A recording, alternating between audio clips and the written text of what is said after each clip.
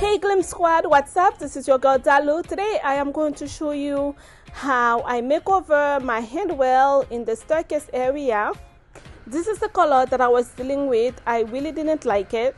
I thought it was really off with my design, so I'm going to stand my stairwell in black. This is the gel stand that I'm going to use. I purchased it from Home Depot. To deglass the rail, I'm going to be using liquid sandpaper, which is the first step in the process to remove the glass and remove all the grease that are on the rail. This is a very important step, so if you are going to do something like that, you have to make sure you do it. Otherwise, you can use a sandpaper to sand down the rail and then use something to clean the dust. I got the liquid sandpaper from Home Depot as well.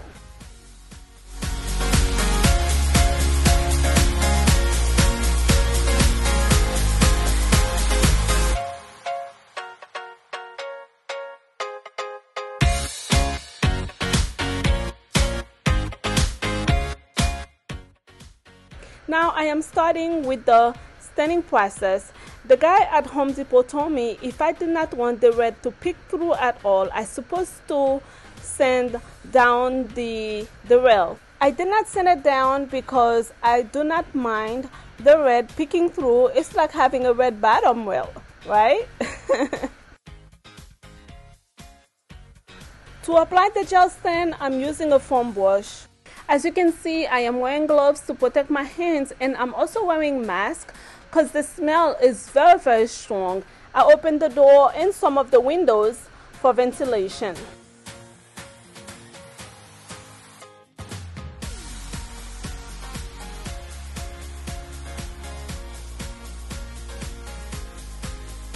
Guys, if you are new to my channel, welcome to the Glam Squad family. I upload glam home decor and DIY videos.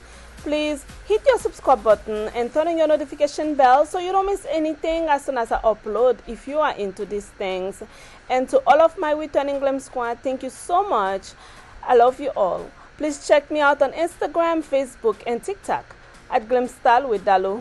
Although the stand is not difficult to be removed on many surfaces, but I've decided to tape any area where I don't want the stand to get into.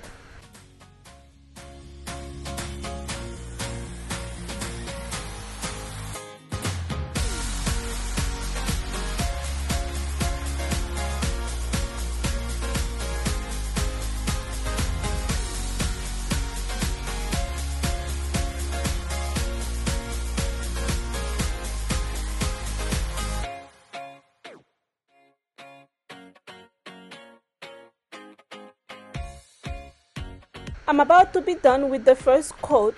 It says to wait for 24 hours before giving the second coat.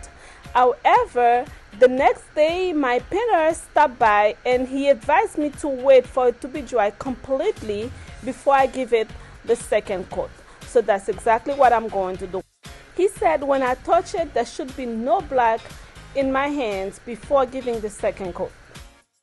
I also explained my process to him and he saw my first coat. He thought I did a good job, which made me feel really, really good given the fact that I didn't know what I was doing. This is 48 hours later. That's how long it took for it to dry completely, and I'm beginning with the second coat. When I was putting the first coat, it took 3.5 hours. The second coat took approximately an hour and 20 minutes.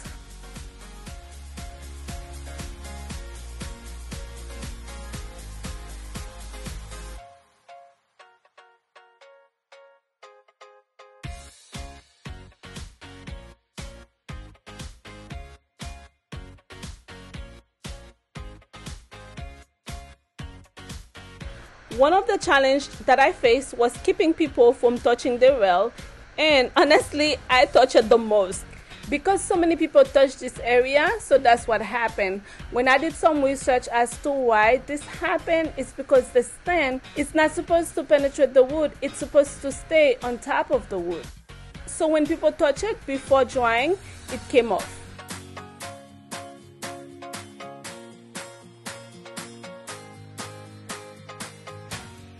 I kept the heat close to 80 degrees to help with the drying process.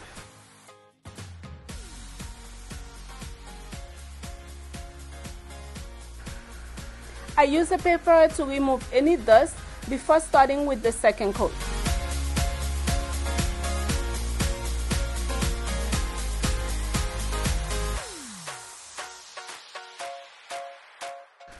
As you can see, I have minimal red coming through. 2 coats is enough for me, so that's all I'm going to do. I'm just going to let it dry between 48 to 72 hours before begin with the polyurethane.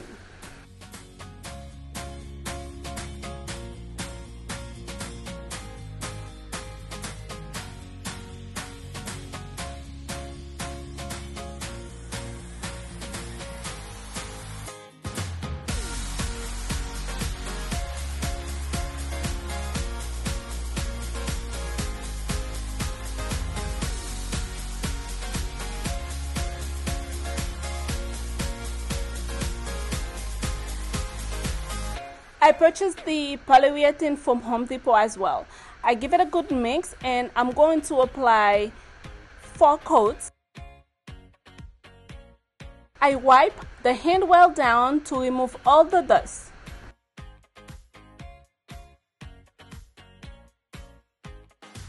As I said, I am going to apply 4 coats of the polyurethane.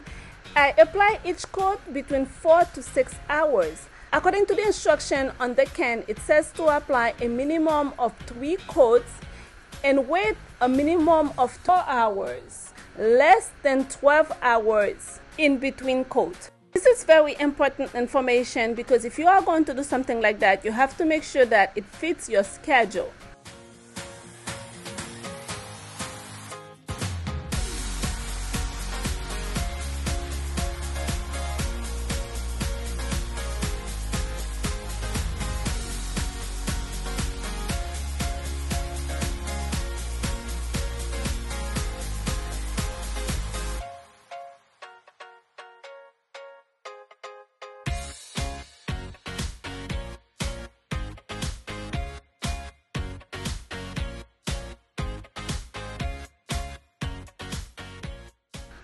While waiting for the polyurethane to dry, I'm using a magic eraser to clean the wall and the spindles.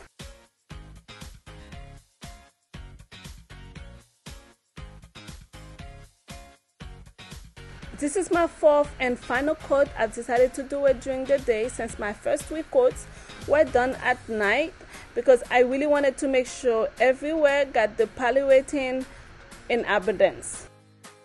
As I mentioned, it has to be completely dry, not tacky, before applying the next coat. Otherwise, it's just gonna sit on top of it and not dry. And now you guys, let me show you the final result. It is so beautiful. I love it. It goes so well with my decor, my house. It was one of the best things that I did. I just saved myself $750. I could not be happier with my look and my new result. The house looks more modern now. I think it is really beautiful. One of the best DIY I have done in the house. I hope you have inspired to start something similar or a DIY project in your house. It's not about doing it perfect. It's about getting started, and through practice you will get better. I am getting better at my DIY and doing things in the house. I am super excited with all of the new skills I am learning. Oh my goodness. Make sure you give this video a thumbs up and share it with a friend and a family member. I look forward to seeing you on the next video. Please do not leave without hitting your subscribe button and turning your notification bell so you can get notified once I upload a new video. I thank you for stopping by today. I love you always. Bye-bye.